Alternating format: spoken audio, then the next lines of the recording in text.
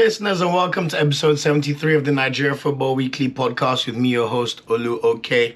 And boy, do we have a great podcast episode in store for you guys. As you all know, the Super Eagles made us very, very proud on Saturday night, beating the indomitable, I don't know if we should call them indomitable anymore, but the Lions of Cameroon 2-0, courtesy of 2 goals from Ademola Lookman. So we're going to get into that. And then after that, I'm going to be touching on the other round of 16 games and then previewing our quarterfinal clash against the Antelopes of Angola, which is taking place on Friday, 6 p.m. Nigeria time. So without any further ado, let's get into it. And wow. I mean, compared to when I was recording the last AFCON episodes in 2020, what was it, 2020? This has brought us far more joy, the Super Eagles came to the party. What can I say? Unbelievable defense, yet another clean sheet. And Victor James Osim, the pride of Napoli, the pride of Lagos, the pride of Olusosu, the pride of Benin City, Edo as well, because that's where his family's from. So in case anyone thinks I'm not giving them the praise as well, Osim really came to show his level. He showed us on Saturday that I am the African Footballer of the Year for a reason.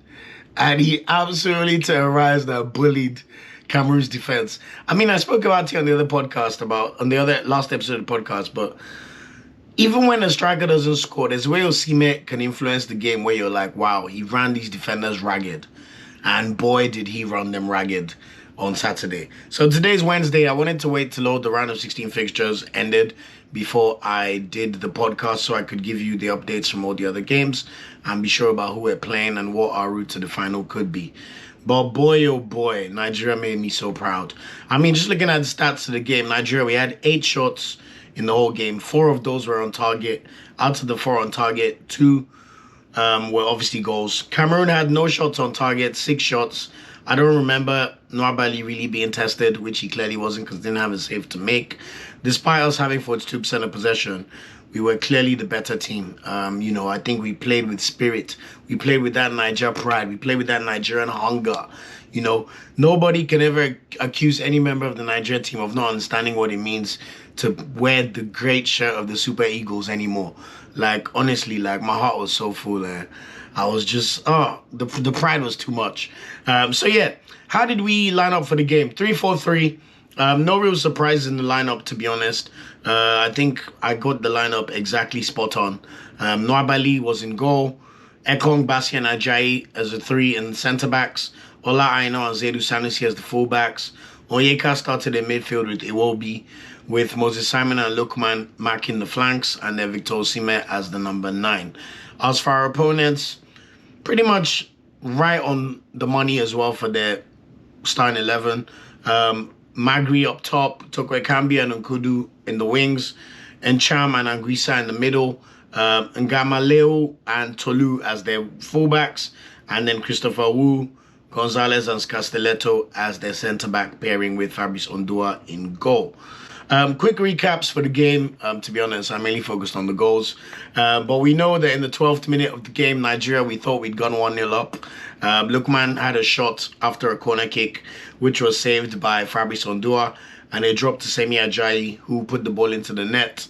However, it was offside, rightfully so, because of an offside quirk in the law, whereby players of the team that scored cannot be ahead of the goalkeeper when a shot is taken. If you're ahead of the line of the goalkeeper, then it's offside. And unfortunately, Osimhen and I've forgotten the second player were just above where Fabrice Ondua was, despite a Cameroonian defender being on the goal line. So that was really harsh, and I'm not gonna lie, I was a bit worried. I was like, man, what if we don't what if this breaks our spirit or we don't continue the momentum of the game? But lo and behold, in the 36th minute, Victor Osimhen chasing down Christopher Wu. We know he used to, when he was in his humble days, he used to sell pure water on the street and to survive. That kind of running, that kind of pressing, I think I saw a tweet saying that one is learned by the Lagos traffic. And honestly, shout out to Osimhen, because the way he hunted that defender down, it was a Cameroon throw-in. They threw the ball to their centre-back. In the space of like 2-3 seconds, Osim had already hunted him down, got the ball off him. All of a sudden, it's a 2 versus 1. Laid it off to Lookman. Lookman did his best to miss the chance. Let's be honest. But honestly, in knockout games, nobody gives a damn. Like his shot was not the best. Fabrice Odoa still had a chance to parry it, but he parried it into his own goal. So 1-0 up for Nigeria. We then saw a moment where Sanusi combined with Moses Simon. Simon cut the ball back to Sanusi, but Sanusi was ball watching. I'll get to performances for the players because I thought Sanusi was the one negative in the entire X side today. And then in the second half, we had opportunities to kill the game when it was 1-0, especially towards the end of the game. We saw the Ola Aina big chance in the 84th minute where Lookman squared the ball to him. And in that split second, like, to be fair to the Cameroon defender, he made a great block. But Ola Aina had the goal gaping. If he just like caught that guy like JJ Okocha style, maybe we would have scored our second earlier. Alex Iwobi then had a big miss in the 87th minute, which was unfortunate. But then finally, in the 90th minute, we saw Lookman pass the ball to Iwobi. We could say our innate boys, or the diaspora Nigerians, as some people like to say, literally made this goal. So Lookman passed to Iwobi. Iwobi passed to Bassi. Bassi with the excellent cross into the box, and Lookman was there to tap it into the net. Odua got his hand to the ball, but still, it was too little, too late, and it was game over. 2-0 to Nigeria. Performances for Nigeria, the good. I mean, I have to start with African Footballer of the Year, as I already said, Victor Osim. What a performance. That's how you show up to the party and you make your presence known even though you don't score a goal. So shout out to the African Footballer of the Year, and I'm sure he's not going to end the tournament with just 1 goal. So Angola, watch out. That's all I'm going to say. Ademola Lookman, I mean, I've told a personal story on the podcast before that I grew up with Junior. We used to call him Junior back in the day. When I used to come to England for summer, Junior used to go to the same church as my cousins, and he was football obsessed, to be fair. Like, what a star player. I'm not even going to try and pretend like I know any other footballers. He's the only one I know from childhood. But to see him representing Nigeria and scoring the goals to beat Cameroon in AFCON, it's so surreal to me. So shout out to Lookman, and I'm glad he's getting all the praise and all the love because honestly, he deserves it. I thought Calvin Bassi, Ekong, and Ajayi were superb again. Our centre backs were brilliant. Like, I don't even have anything else to say. 3rd straight clean sheet, no shots on target for Cameroon. Like, just a brilliant defensive display. And that obviously extends to Nwabali. Even though Nwabali didn't have any shots to make, his presence in the box. And he just gives us an assured calmness. So you're not worried about any mishaps or mistakes happening, which is obviously what we want. I have to just shout out everyone. I thought Onyeka was excellent as well in the middle of the park. Like, really, really put his body on the line for Nigeria. Alex Iwobi was good too. Ola Aina was superb again. Basically everybody. Moses Simon even put in a shift. Everybody played well for Nigeria, with the exception of Zaidu Sanusi, in my opinion. I think Zaidu Sanusi does some good things, but he has these moments where it's like he's got brain farts, and you just wonder, like, Sanusi, what is going on in your brain? So Sanusi is my one not so good, maybe shit, but everybody else, shout out to you. Final thoughts on the game. Wow. Team performance and cohesion. I mean, with all the other big teams going out, it's nice to see Nigeria just continue to perform like they belong here and they really, really want to win this AFCON. Victor Osim, I mean, I've already said it, but just unbelievable. Our defense, I hope it continues. You know, another clean sheet. We've only conceded 1 goal, which was in the first 15 minutes of our opening game of the tournament. And we have to give Pesero his flowers. His tactics were spot on.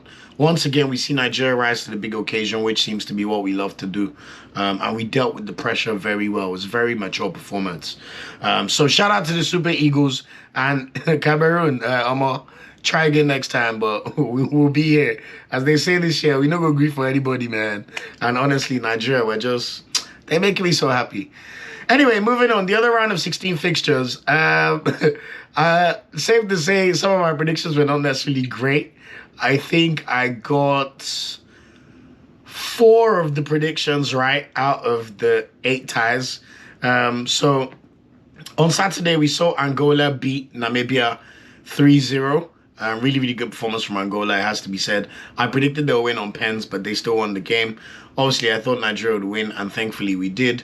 On Saturday, we saw Equatorial Guinea lose 1-0 to Guinea, courtesy of a 96th-minute dagger from Mohamed Bayo, who plays in League One for Lille. Great goal. And it must be said, Equatorial Guinea missed a penalty earlier on by Emilio Insue. So it's not how you start, baby, it's how you finish. Boy, oh boy, Equatorial Guinea already gone. So bye-bye, you. And then that evening, Sunday evening, we saw AFCON epic between Egypt and DR Congo. DR Congo took the lead courtesy of Yohan Wissa. Actually, it wasn't Wissa. I've forgotten his score. Wissa put the ball in and then a defender headed the ball straight in. Egypt got a very contentious penalty, in my opinion. 1-1. I was trying to watch this full game, but I couldn't because I was on my way to watch Davido. Davido's show at the O2. But after Davido's show, I checked my phone and it was time for penalties, which DR Congo duly won 8-7, courtesy of, with the winning spot kick coming from their goalkeeper, which is always amazing to see, to be honest. And Gabaski, who was the hero of the last AFCON for Egypt, missed his pen to send his country home. On Monday, we then saw Cape Verde beat Mauritania 1-0. Cape Verde also scored a late goal in the 90th minute. Mauritania, brain farts. They're already thinking about round of 16. And then their defender made a mistake. He tried to cushion the header back to his goalkeeper, but it was too short. And the Cape Verde striker took the ball and the goalkeeper brought him down. And Ryan Mendes dispatched the pen to send the Cape Verdeans to the quarterfinals. And then the big one of the round, apart from Nigeria, Cameroon, we saw the host Ivory Coast resurrected from the brink, literally back from the brink, to beat the champions Senegal 5-4 on penalties after a 1-1 draw after extra time. It must be said, Ivory Coast, what a performance, very dogged, just riding on the hopes of the nation and feeding off the energy, almost like the clean slate helped them and did wonders for their confidence. So shout out to the Ivory Coast. They will then play Mali in the quarterfinals. Mali yesterday beat Burkina Faso 2-1. Fairly routine win. They were 2-0 up. Burkina Faso scored a penalty, I think, in the 70th minute. But very impressive performance for Mali to dispatch their fellow West African neighbors. And then in another shock of the round, South Africa dispatched Morocco 2-0. Very good performance from South Africa. 2-0 win. Great goals as well. Number 9 scored an absolute brilliant goal. Put the ball through Bono's legs for the first one. And then in the 90th minute, after Amrabat got sent off, a brilliant free kick from the South Africans. The dagger, like literally. And to make it worse, Hakimi missed the penalty to make it 1-1 in the 84th minute, hitting the post. So AFCON pressure, almost, it's not easy. But I did talk about the fact that South Africa could pull an upset here, because when you watch the way South Africa play and the fact that they have such a settled squad with 7 of their starting 11 playing for Mamelodi Sundowns, who are champions in South Africa and have really dominated the CAF Champions League alongside Al Ahly over the past few years, it's not that surprising. So everyone needs to be worried about South Africa, but shout out to Bafana. Great performance. Now, moving on to the Nigeria-Angola game preview. As I said, this game is on Friday, 6 p.m. Nigeria time, 5 p.m. in the UK. Do the maths if you're anywhere else in the world. History in the fixture between Nigeria and Angola. We have played each other 10 times. Nigeria, we have won 3 games. Angola have won 2 games.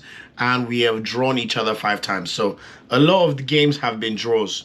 To be fair, the vast majority of times we played them were before 1990. So before 1990, we played them 5 times.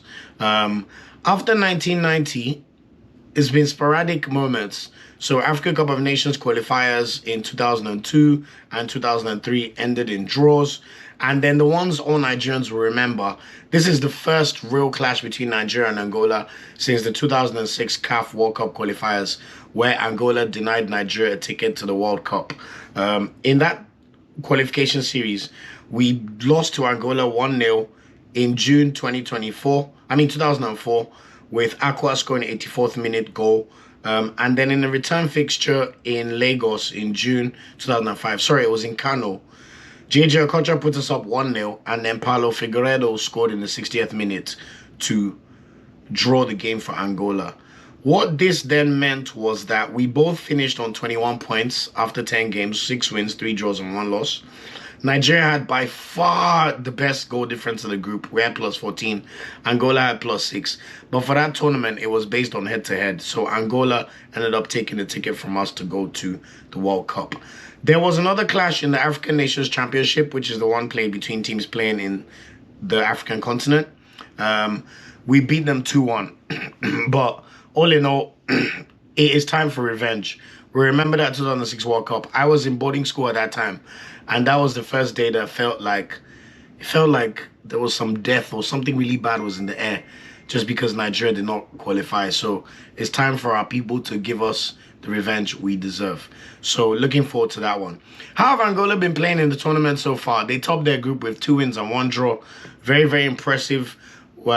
Initially, they drew 1-1 to Algeria, although Algeria dominated them in the first half. But they've grown into the tournament. They beat Mauritania 3-2. And then they rounded up their group with a 2-0 win over Burkina Faso. And then obviously they dispatched Namibia 3-0 in the round of 16. So you could say they've had it fairly easy in terms of opponents, to be fair, when you think about the quality of teams they faced. But nevertheless, they have gotten better with each stage, and they've kept 2 consecutive clean sheets in their last 2 games of the group stage. So Nigeria will definitely be the strongest team they face in the competition. So let's see what happens in this game. What do I expect from Nigeria in our anticipated XI? I expect us to play the exact same starting 11. The only worry is Nwabali. Nwabali had to go off injured against Cameroon, so we may see Uzoho play. However, I've seen some encouraging posts of Nwabali in training, so I'm hoping Nwabali can be fit for that game because it's very essential. If not, I'm not going to lie to you, I'm worried. However, Uzoho has played in 2 AFCONs, started in 1 of them, and also went to the 2018 World Cup, so hopefully that experience could count for something. But apart from that, we're going to keep the exact same lineup, in my humble opinion.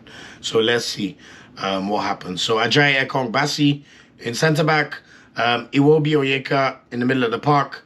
I do hope Zadu Sanusi is dropped, actually. I take that back. I'd like to see Osai Samuel start as right wing back and Olaina plays left wing back like he did in our final group game against Guinea-Bissau. And then Osim, Lukman and Simon to start up top. Angola will play the same team that they did. I just want to shout out 2 of their players. They've got a player, Gelson Data. He is a winger, number 10. He's got 4 goals at AFCON. Unbelievable. Yes, he was in the Sporting Lisbon Academy, but now he plays in Qatar. But he's having the tournament of his life. So we need to be wary about Gelson. And we also have to be wary of Mabululu. Mabululu is the one that scored that great FIFA-esque finesse goal to make it 3-0 for Angola against Namibia. He's their striker. He's got 3 goals. So Angola have definitely been plundering in the goals. Opposition or not, they've been doing the job. So shout out to them so far. So Mabululu and Gelson are the 2 for us to be worried about. But my score prediction for the game, Nigeria will win this game 2-0 against Angola. Let me say by the grace of God, because honestly, the pressure is on now. Key storylines for the game, pressure and managing expectations. I feel good after seeing what Osim and the team did against Cameroon. So hopefully we can keep it going. It will be a game of defensive solidity versus Angola's attack. So can we nullify their attack, which has been really impressive, especially in the last 3 games. They've scored 3 against Mauritania, 2 against Burkina Faso, 3 against Namibia. So hopefully we could nullify them. And it's time for Osim to get his 2nd goal of AFCON. That's my prediction. And we'll see who's in goal for Nigeria. What are the other quarterfinal ties? So we kick off the quarterfinals on Friday, 6 p.m. Nigeria time against Angola. And then DR Congo will play Guinea in the 9 p.m. kickoff on Friday.